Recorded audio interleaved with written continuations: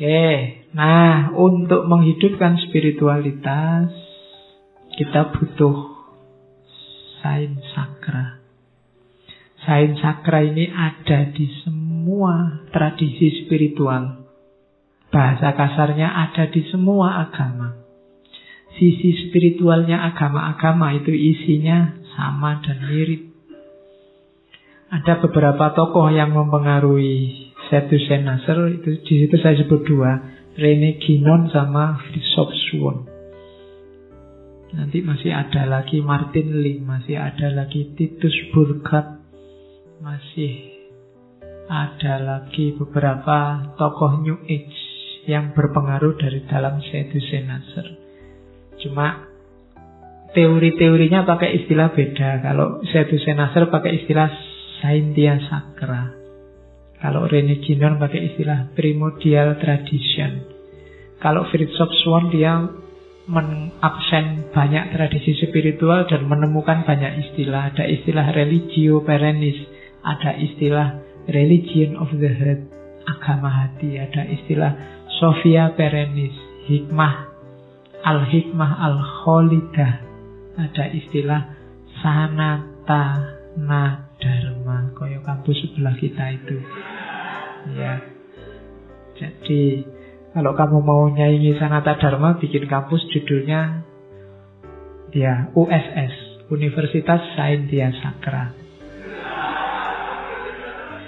Ayo, nyaingi USD. Kalau sana Sanata Dharma. Jadi muatannya apa? Yo, terjemahan Arabnya ilmu suci. Kalau di buku terjemahnya kan Knowledge and the Sacred. Atau Al-Hikmah Al-Kholidah, hikmah yang abadi. Karena ini teorinya abadi. Kebenaran yang kamu tanyakan pada siapapun, jawabannya tetap sama, itu kebenaran. Itu kebaikan. Itu keindahan. Karena memang sifatnya perennial. Dalam tradisi apapun itu dianggap baik dan benar. Contohnya sangat banyak. Bisa kamu temukan di banyak tradisi. Isinya mirip-mirip. Oke, objeknya apa sih isinya sains sakra itu? Kalau Hussein Nasr menyebutnya itulah tradisi. Makanya gagasannya nanti sering disebut tradisionalisme. Cuma tradisionalisme yang berbeda dengan definisi kita selama ini tentang tradisional. Tradisional itu ketika mendefinisikannya kan warisan nenek moyang masa lalu yang kita jalankan begitu saja. Tapi itu beda. Atau dinul haq. Dinul haq itu kalau kita kan ngertinya dinul Islam. Kita ngertinya agama yang sudah formal lewat Al-Quran namanya Islam. Di atas itu, di dalam Islam itu ada hakikat jalannya. Namanya dinul haq.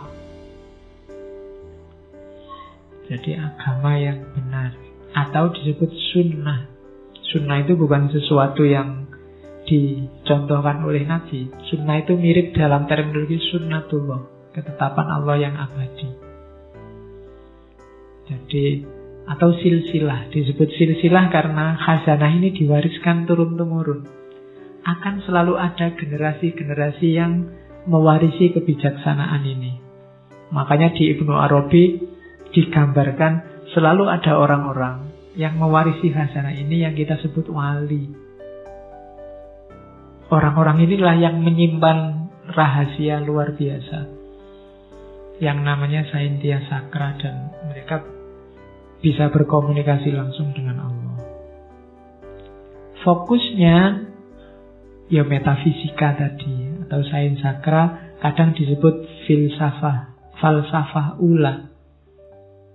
Atau dalam tradisi filsafat Islam ya disebut hikmah. Itulah Saintia Sacra, objek dan fokusnya. Jadi bisa tradisi, dinul haq, sunnah atau silsilah. Oke, modenya, mode itu bentuknya kalau dalam filsafat namanya filsafat perennial. Hati-hati kalau surfing di Google istilah filsafat perennial. Nanti ada perennialisme. Perennialisme ini lebih populer sebagai aliran dalam pendidikan.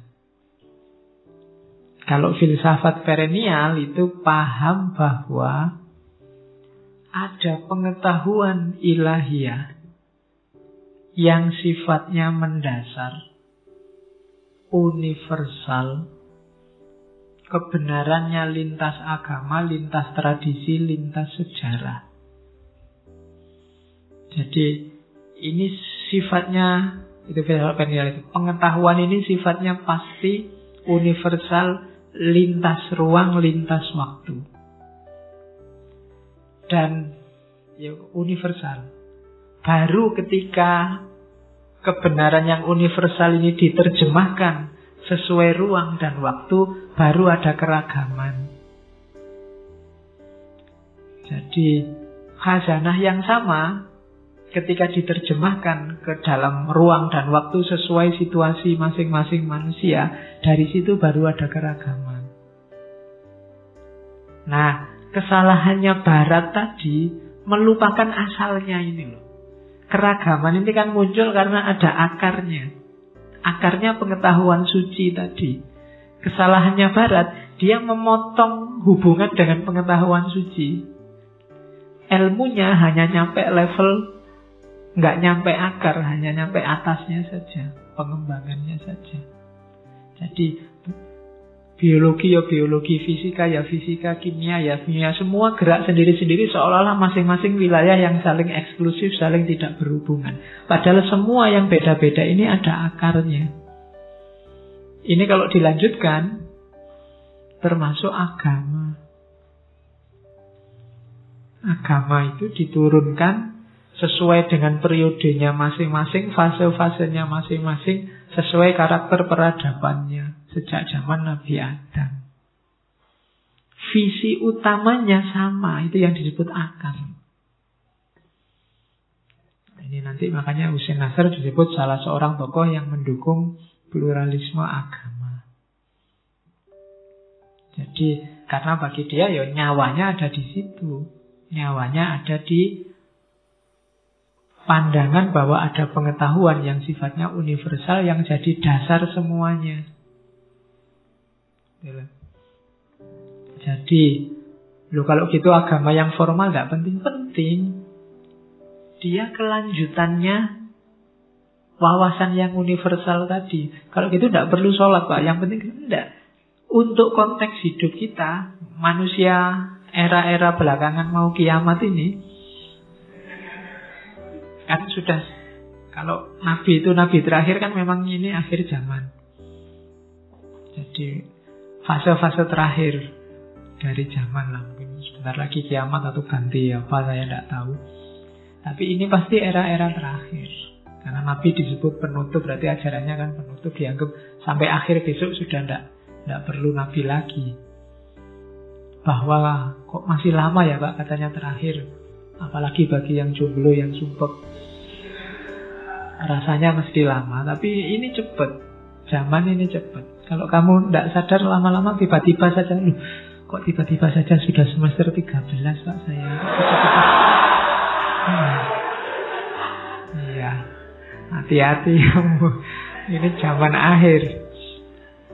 Karakter agama yang diturunkan, yang sampai ke kita hari ini cocok sama situasi hari ini, dengan pesan yang sama kayak dulu. Kalau katanya Nasr, yang paling kelihatan jelas tauhidnya. Sejak zaman Adam ya pasti tauhid. Cuma bungkusnya yang beda-beda. Yang diturunkan di abad itu pada Nabi Musa, di abad itu, di era itu untuk Nabi Isa, di era itu untuk Ibrahim. Kemasan-kemasannya beda, tapi pesan utamanya sama. Itulah sains sakra. Ya kamu tetap dengan versi hari ini yang kamu yakini benar. Yang keliru apa? Kamu melepaskan diri dari akarnya. Kamu memutus diri dengan sumbernya. Kesalahan kita di situ. Itu tadi makanya jangan melepaskan dunia rohaninya. Karena dari situ kita nyambung sama sumber asalnya. Selama ini keliru kita di situ. Jadi, ya kalau bahasanya Nasr, perspektif semacam ini alternatif. Alternatif itu coba jangan terjebak logika selama ini. Agama selama ini, kajian agama-agama selama ini terjebak namanya historisisme. Historisisme itu apa-apa hanya dilihat unsur sejarahnya. Kalau hanya dilihat unsur sejarahnya, ya mesti beda-beda semuanya. Tidak dilihat akarnya yang sama. Karena kesadaran beda inilah terus sering muncul banyak konflik. Agama kehilangan makna transendentalnya, kehilangan universalitasnya. Hari ini kan kita sering menegaskan bahwa aku beda sama kamu. Jadi fokus pada perbedaan. Itu yang katanya Nasr jadi sumber konflik di antara nestapa manusia modern hari ini. Karena melupakan akarnya, fokus pada yang historis saja. Maka yang terjadi ya klaster-klaster perbedaan-perbedaan yang itu melahirkan konflik-konflik. Kita lepas dari akar tradisi yang namanya ilahiyah, yang namanya ketuhanan. Nah, itu problem hari ini. Jadi jangan fokus pada yang beda. Untuk mengatasi masalah hari ini tidak bisa diselesaikan lewat sejarah, tapi cara kita memandang sejarah yang harus diubah. Jangan fokus pada perbedaannya. Tengoklah bahwa kita sama. Hari ini kan kita selalu nyari beda. Bernegara aja kan kita nyari partainya apa. Sama-sama satu partai nanti nyari yang didukung tokoh siapa. Sama-sama dukung tokoh yang sama nanti dikasih berapa. Selalu nyari yang beda-beda. Padahal kalau kita mau nyari di level sama, itu ya kita ada unsur samanya. Dan yang sama ini lebih esensial. Jadi kalau di gambar diagram, semakin ke atas, semakin kita cari samanya, itu kan semakin esensial. Kalau dilihat kita ini Indonesia apa bukan, di skip aja Indonesia atau bukannya. Muslim apa bukan, di skip saja sampai ke atas. Oh, sama-sama manusia. Ini kan lebih esensial bahwa kita manusia itu susah memperdebatkannya. Atau naik satu level lagi. Dengan alam itu sebenarnya kita juga tidak beda. Sama-sama makhluknya Allah. Nah, itu lebih esensial.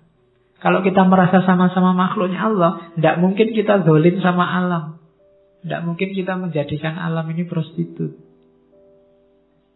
Dan jangan salah, orang yang zalim meskipun sama alam di level apapun, kalau bahasanya Nasr tadi kan mempertuhankan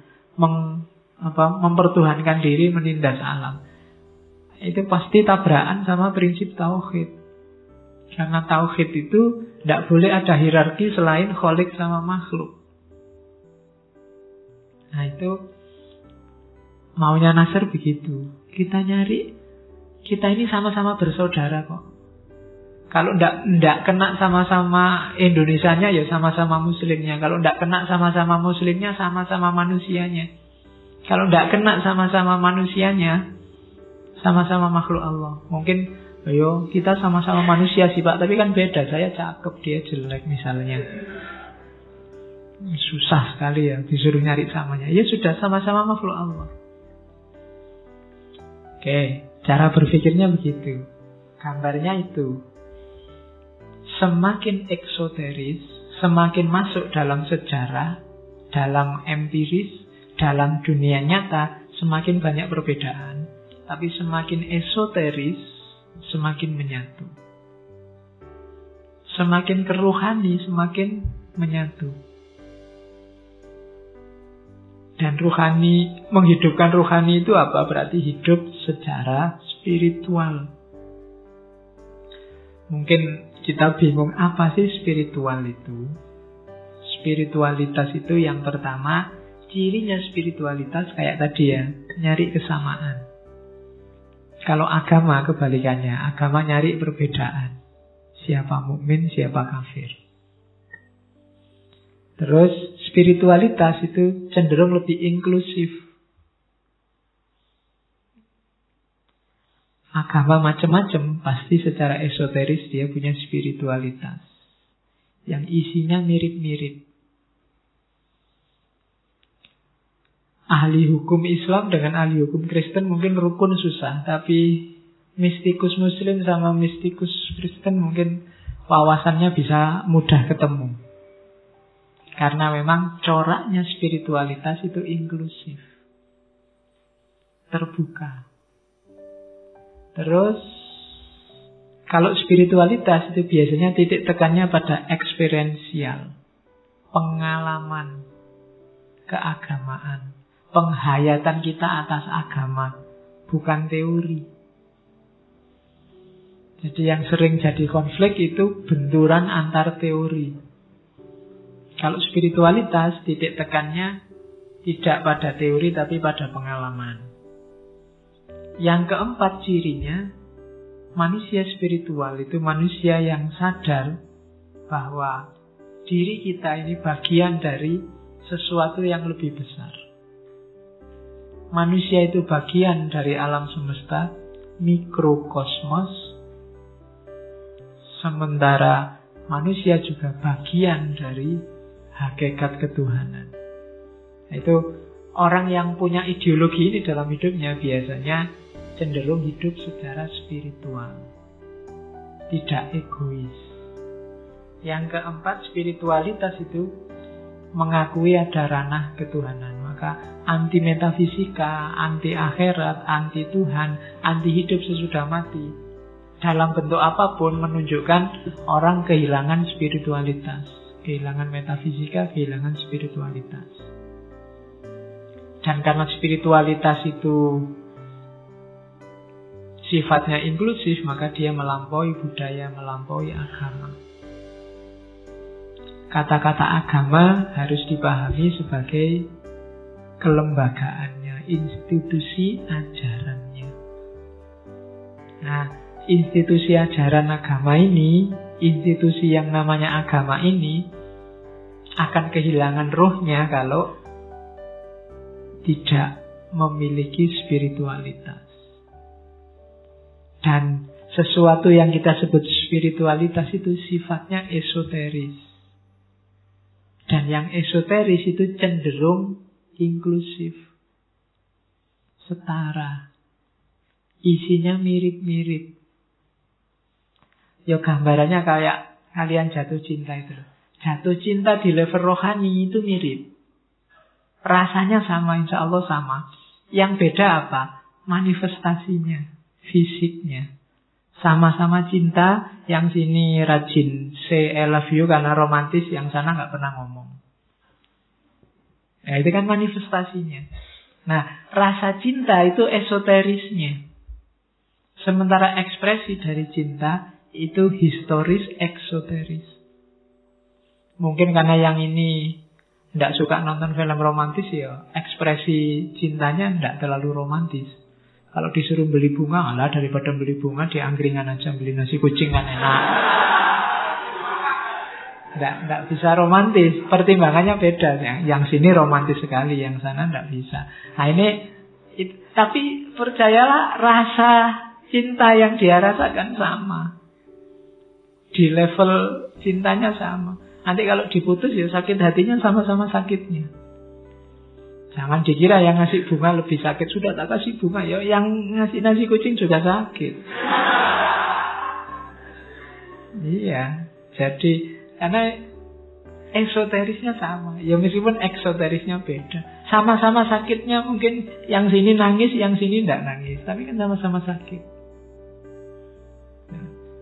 Oke, jadi kita kehilangan itu. Kita hanya lihat nasi kucing atau bunganya. Kita tidak melihat di balik itu ada nilai yang namanya cinta. Itu mewakili dua hal yang sama sebenarnya. Hanya saja diekspresikan secara berbeda. Hari ini kita sering tawuran, sering konflik karena ini. Yang nasi kucing marah-marah sama yang bunga dianggap mubadir, uang dibuang-buang. Yang beli bunga marah-marah sama yang ngasih kuncing. Oh, tidak romantis sama sekali. Nah, dua-duanya sebenarnya ini kan mewakili kebenaran yang sama, hanya diekspresikan secara berbeda. Dua-duanya benar.